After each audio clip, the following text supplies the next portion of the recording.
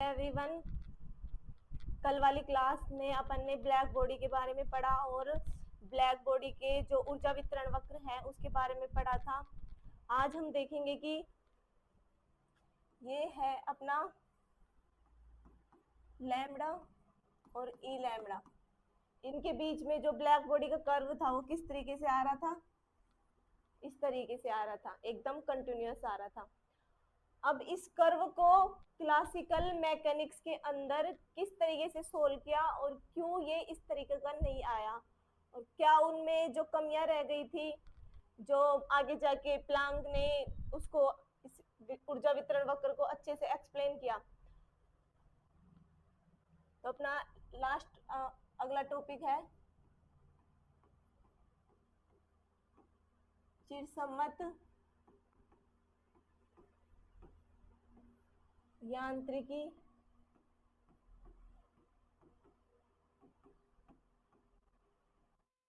पर आधारित कृष्णिका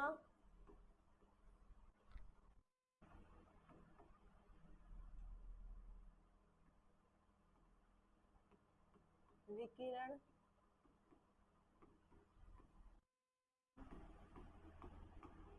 वितरण की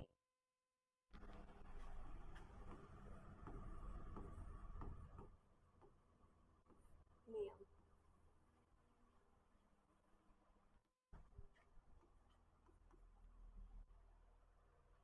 इसको बोलेंगे इंग्लिश में black body radiation distribution energy curve based on classical mechanics.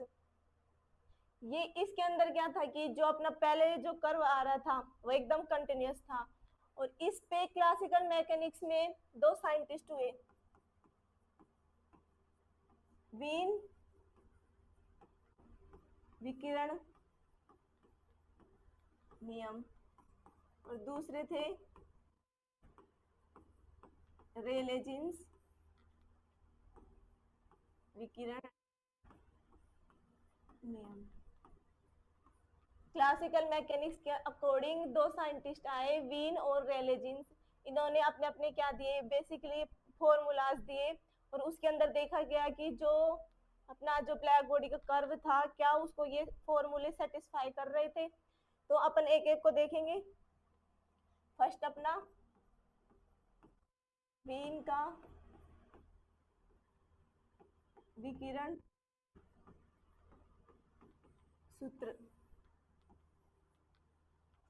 Wien ने क्या दिया, जो ई लैम्बडा ले रखे हैं अपन ने उसको अपन क्या मान सकते हैं, लैम्बडा। इसको बोलते हैं ऊर्जा घनत्व, एकांक आयतन में उपस्थित ऊर्जा की मात्रा को क्या बोलते हैं, ऊर्जा घनत्व। तो जहाँ ई लैम्बडा था उसको अपन ई लैम्बडा से रिप्लेस कर देंगे। तो इन्होंने क्या, lambda lambda plus d lambda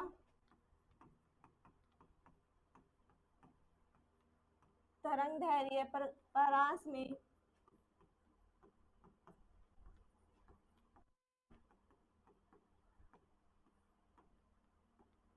कृष्णिका विकिरण की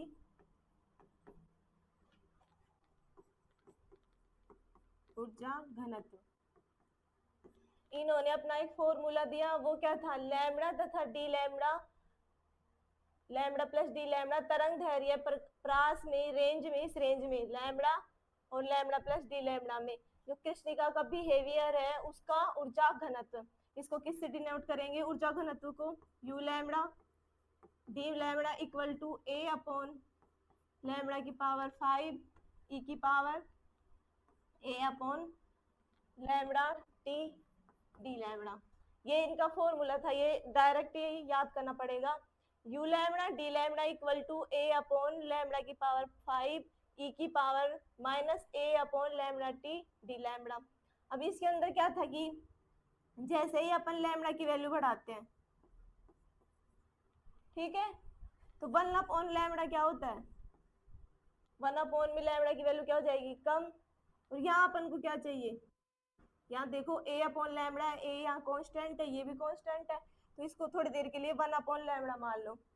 तो ये ई की पावर के अंदर माइनस 1/λ, ये क्या करेगा, इंक्रीज होएगा। लैम्डा को बढ़ाएंगे तो 1/λ तो डिक्रीज हो जाएगा, और इसकी नेगेटिव में वैल्यू लेंगे -1/λ, ये इंक्रीज होगा। और e की पावर में है -1/λ, तो ये ऑटोमेटिकली क्या हो जाएगा, e की पावर में ये टर्म बढ़ रही है तो ये भी बढ़ जाएगी यहाँ पे। अब ये इस प्रकार का जो कर्व होता है मैथमेटिक्स में, इसको तो अपन इतना वो नहीं करेंगे, और जो भी इस कर्व की शेप आएगी वो इसके अकॉर्डिंग आएगी, e की पावर -a/λt के अकॉर्डिंग आएगी। अपन को शेप ही तो देखनी है ब्लैक बॉडी का, जो इस तरह से कर्व आ रहा था पीछे देखा था अपन ने, तो इसके अंदर इसको थोड़ी देर के लिए नेगलेक्ट कर देते हैं, और ये डोमिनेट टर्म क्या हो जाएगी, e की पावर -a/λt। तो इस तरीके से देखेंगे कि लैम्बडा को बढ़ाएंगे तो 1/λ क्या हो जाएगा, डिक्रीज, और माइनस में ये ही वैल्यू क्या हो जाएगी, इंक्रीज, और e की पावर -1/λ भी क्या हो जाएगा, इंक्रीज हो जाएगा। तो वीन ने क्या देखा कि जो ऊर्जा घनत्व है u लैम्बडा, ई लैम्बडा था उधर, यहाँ पर ने क्या मान लिया u लैम्बडा, और इधर क्या आ गया लैम्बडा। तो जब लैम्बडा को अपन बढ़ा रहे हैं तो ये वैल्यू बढ़ रही है, ठीक है ना, तो u lambda d lambda u lambda भी क्या हो जाएगा, इंक्रीज हो जाएगा इस तरीके से, ठीक है। और अपन इसको बढ़ाते रहेंगे तो ये क्या होएगा, ये ऐसे बढ़ता जाएगा। ब्लैक बॉडी में क्या आ रहा था, इस तरीके से आ रहा था, समझे।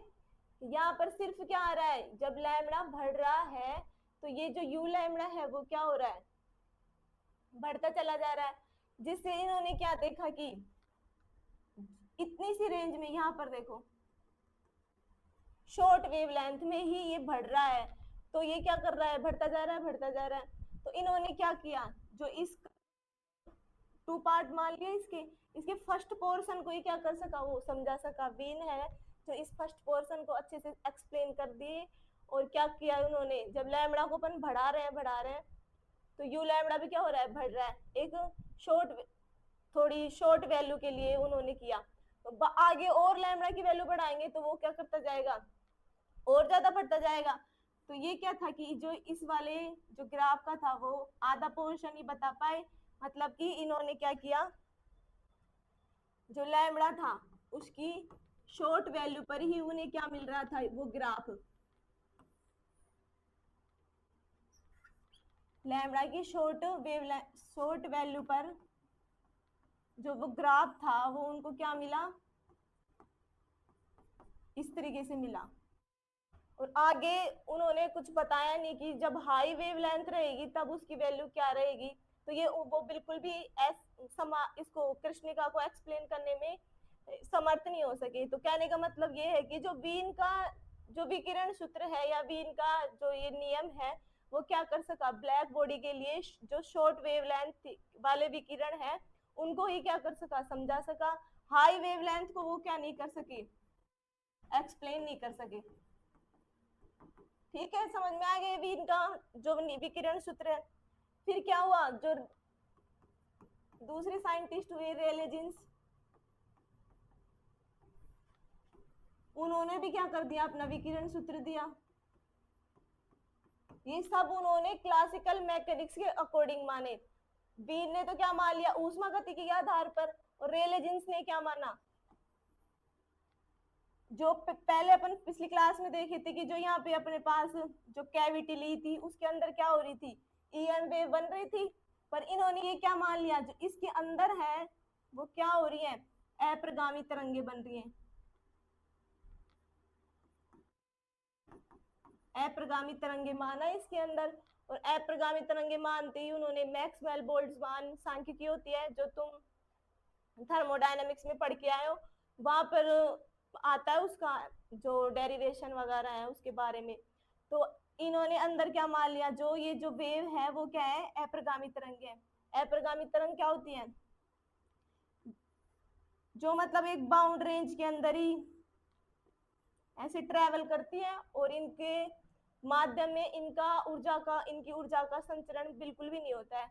उसे क्या कहते हैं अपन, अप्रगामी तरंगे। मतलब कि ये बाउंड हो गई और जिस तरीके से गई उसी तरीके वापस क्या आ जाती है, उसी डायरेक्शन में वापस हो जाती है। और इनके जो अध्यारोपण से जो तरंग बनती है उनको क्या कहते हैं, अप्रगामी तरंगे कहते हैं। तो इन्होंने मान लिया, और फिर मानने के बाद इनका डेरिवेशन क्या आ रहा था, u lambda d lambda equal to 8 pi k T upon lambda की पावर 4 डी लैम्बडा। इनका जो विकिरण सूत्र था वो क्या आ रहा था, u lambda d lambda equal to 8 pi k T upon lambda की पावर 4 डी लैम्बडा। ये भी क्या था, लैम्बडा तथा लैम्बडा प्लस डी लैम्बडा परास में विकिरण का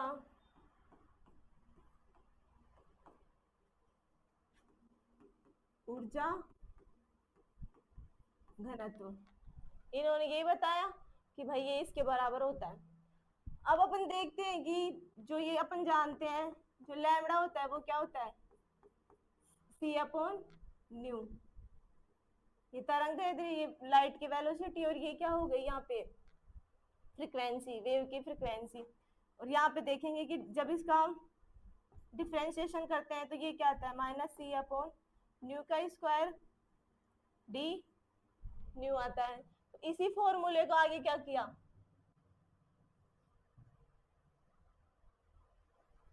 इसको न्यू तथा न्यू प्लस डी परास में विकिरण का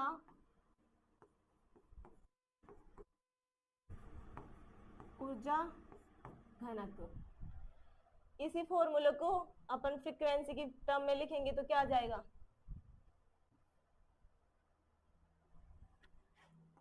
you nu d nu equal to, अब 8 पाई के टी, तो ऐसे कैसे, और लैम्बडा 4 है उसको उसकी जगह क्या लिख देंगे, सी स्क्वायर अपॉन लैम्बडा की पावर 4, और डी लैम्बडा की जगह क्या लिख देंगे, minus c upon nu square d nu. अब यहां से कट जाएगा,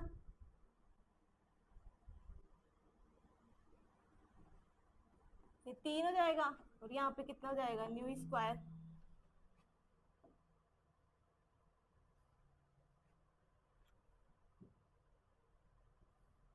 इधर देख लो, u nu d nu equal to क्या आ जाएगा, 8 pi nu square k T upon c cube, और किसकी फॉर्म में आएगा, डी न्यू की फॉर्म में।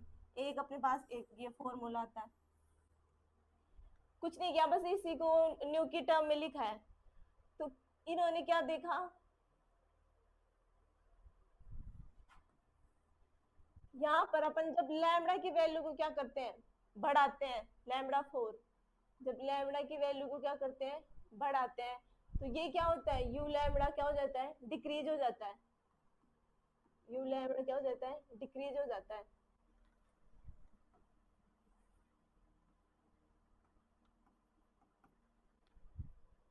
इसको बढ़ाया तो ये यू लैम्बडा क्या हो रहा है, डिक्रीज हो रहा है। और इसका कर्व किस तरीके से था, ब्लैक बॉडी का इस तरीके से आ रहा था, और इनका क्या आ रहा था, जब इसको लैम्बडा को बढ़ाते जाएंगे, यहाँ देखो ये बढ़ता जा रहा है, इधर इधर की साइड जाएंगे तो बढ़ेगा, और यू लैम्बडा क्या हो रहा है, डिक्रीज हो रहा है। इस तरीके से आया समझ में कि ये क्या हो रहा है यहाँ पे, कि लैम्बडा जब बढ़ा रहे हैं तो यू लैम्बडा क्या हो रहा है, डिक्रीज, और यहाँ पे देखो लैम्बडा की वैल्यू बढ़ती जा रही है इस डायरेक्शन में, तो यू लैम्बडा क्या होता जा रहा है, डिक्रीज होता जा रहा है।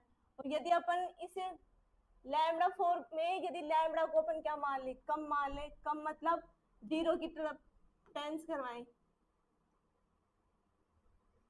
किधर जाए, 0 की तरफ, तो यू लैम्बडा यहाँ पे क्या आ जाएगा, इन्फिनेटिव। यहाँ पे 0 रखेंगे तो ये क्या जाएगा, इन्फिनेटिव। तो इसका मतलब क्या हुआ कि जो अपने पास विकिरणों का ऊर्जा घनत्व है उनकी ऊर्जा क्या आ रही है, अनंत आ रही है, और जो पॉसिबल नहीं है, यहाँ पे जाके देखो अनंत हो जाएगी। तो इससे क्या एक्सप्लेन हुआ है कि जो रेले जीन्स का लॉ है वो क्या कर रहा है, हाई वेवलेंथ को तो एक्सप्लेन कर रहा है, बट शॉर्ट वेवलेंथ को ये बिल्कुल भी एक्सप्लेन नहीं कर रहा है। तो रेले जीन्स ने इनकी ये कमी रह गई, वीन ने इसके आधे पार्ट को बता दिया, और रेले ने इस आधे पार्ट को, इस पूरे कर्व को दोनों में से किसी ने नहीं एक्सप्लेन किया। तो इनकी ये क्या रह गई, असफलता रह गई। तो इसमें क्या लिख देंगे कि जब जो रेलेजेंस ने ये फॉर्मूला दिया उसके अकॉर्डिंग क्या था कि जब अपन लैम्बडा की वैल्यू बढ़ाते हैं तो यू लैम्बडा क्या होता जाता है, डिक्रीज होता जाता है। और जब लैम्बडा की वैल्यू 0 की तरफ टेंस करे तो यू लैम्बडा क्या होता है, इन्फिनेटिव आता है, यानी कि विकिरणों की ऊर्जा घनत्व क्या आ रहा है, अनंत आ रहा है। और जो कि पॉसिबल नहीं है क्योंकि ये लॉ ऑफ एनर्जी कंजर्वेशन के क्या है, विपरीत है एकदम। और यहाँ इसकी टर्म में देखें, उसमें फ्रीक्वेंसी की टर्म में क्या है, you new equal to 8 pi k T new square k T upon c cube D new. तो यहाँ क्या हो रहा है, यू न्यू प्रोपोर्शनल है न्यू के स्क्वायर के। न्यू यहाँ क्या है, वेवलेंथ, उसकी वेव की फ्रीक्वेंसी है। तो इससे क्या हो रहा है, जब मान लो जो न्यू है वो इन्फिनेटिव रहे तो यू न्यू की क्या आ जाएगा, इन्फिनेटिव का स्क्वायर, फिर से ये एनर्जी बहुत ज्यादा आ जाएगी। तो इससे क्या हुआ कि ये एनर्जी इतनी ज्यादा आ रही है, और ये जो एनर्जी है वो किस में देखी गई, अल्ट्रावायलेट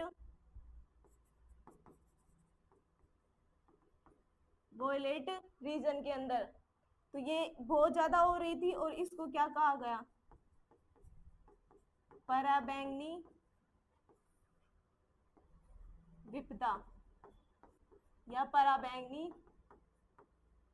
तबाही कहा गया, क्योंकि इससे बहुत सारी एनर्जी क्या मिल रही थी अपन को, कृष्णिका की विकिरणों की ऊर्जा थी वो बहुत ज्यादा मिल रही थी, इन्फिनेटिव से भी ज्यादा, और जो कि पॉसिबल नहीं है। और उस एनर्जी को किस में देखा गया, अल्ट्रावायलेट रीजन में। इस जो ये टर्म है इसको क्या कहते हैं, पराबैंगनी विपदा कहते हैं, क्योंकि इसका जो एनर्जी है वो इतनी ज्यादा हो गई।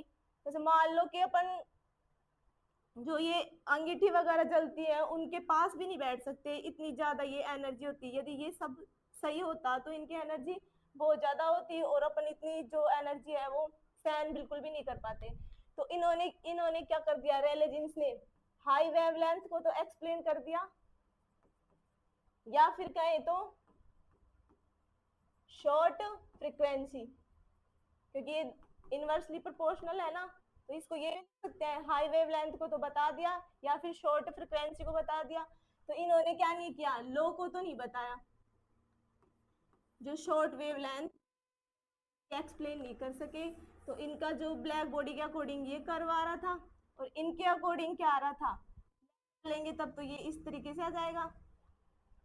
और ठीक है, और जब फ्रीक्वेंसी लेंगे यहाँ पे यू न्यू और यहाँ पे न्यू, तो ये क्या होगा, इस तरह का जो कर्व है वो किसका होता है, पैराबोला का। इस तरीके देखते हैं ना अपन, वाई स्क्वायर बराबर 4ax, तो उसका ग्राफ कैसे जाता है, ऐसे जाता है ना। तो उसी तरीके से है ये, तो ये न्यू का कैसे आ जाएगा, इस तरीके से। ठीक है, तो ब्लैक बॉडी के इस फुल कर्व को ये दोनों में से किसी ने भी एक्सप्लेन नहीं किया, आधे आधे पार्ट को क्या किया इन्होंने, एक्सप्लेन किया।